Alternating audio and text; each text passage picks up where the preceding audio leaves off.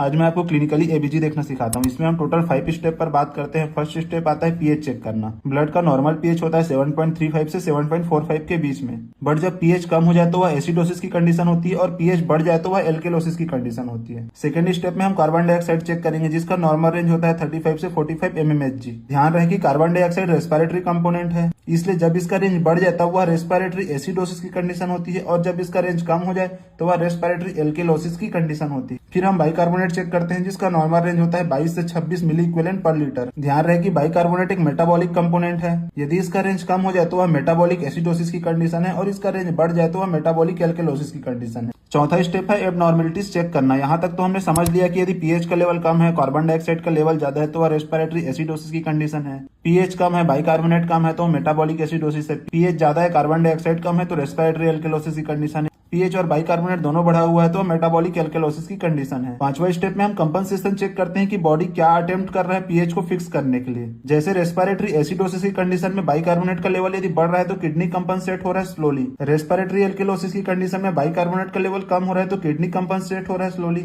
और यदि metabolic acidosis की कंडीशन में यदि कार्बन डाइऑक्साइड का लेवल कम हो रहा है, this is a lung blow of condition. एक मोस्ट इंपॉर्टेंट विंटर्स फॉर्मूला, इसमें एक्सपेक्टेड कार्बन डाइऑक्साइड होता है 1.5 into bicarbonate plus 8 plus -2 and another step आता है एनायन गैप और मेटाबॉलिक एसिडोसिस, यानी पीएच कम हो और बाइकार्बोनेट का लेवल भी कम हो। एनायन गैप का फॉर्मूला होता है sodium minus chloride plus bicarbonate. यदि मेटाबॉलिक एसिडोसिस की कंडीशन में एनायन गैप हाई आता है तब हम इस कंडीशन को एक निमोनिक से समझते हैं, मड पाइल्स, जिसमें इसका कारण हो सकता है मेथेनॉल, यूरेमिया यानी सीकेडी की कंडीशन में, डीके की कंडीशन में, पॉलिनिन ग्लाइकॉल की कंडीशन में, आयरन आईएनएच की कंडीशन में, एल मींस लैक्टिक एसिडोसिस की कंडीशन में, E means ethanol glycol and salicylate. यदि मेटाबॉलिक एसिडोसिस की कंडीशन में एनायन गैप नॉर्मल हो तो वह डायरिया की कंडीशन में या रीनल ट्यूबुलर एसिडोसिस की कंडीशन हो सकती है। अब एक कॉमन क्लिनिकल सिनेरियो देखते हैं। यदि सीओपीडी की कंडीशन है तो कार्बन डाइऑक्साइड का लेवल बढ़ा मिलेगा, पीएच कम मिलेगा, बाइकार्बोनेट का लेवल भी बढ़ा मिलेगा, यानी यहाँ chronic respiratory acidosis with compensation की कंडीशन है। दूसरा, अस्थमा के केस में कार्बन डाइऑक्साइड का लेवल अर्ली तो कम देखने को मिलता है लेकिन लेटर या बढ़ा देखने को मिलता है। डीके के केस में पीएच कम देखने को मिलता है, बाइकार्बोनेट का लेवल कम देखने को मिलता है और कार्बन डाइऑक्साइड का लेवल भी कम देखने को मिलता है विद कंपनसेट। सेप्सिस की कंडीशन में पीएच कम देखने को मिलेगा, बाइकार्बोनेट कम देखने को मिलेगा, लैक्टेट बढ़ा देखने को मिलेगा, दिस इज लैक्टिक एसिडोसिस।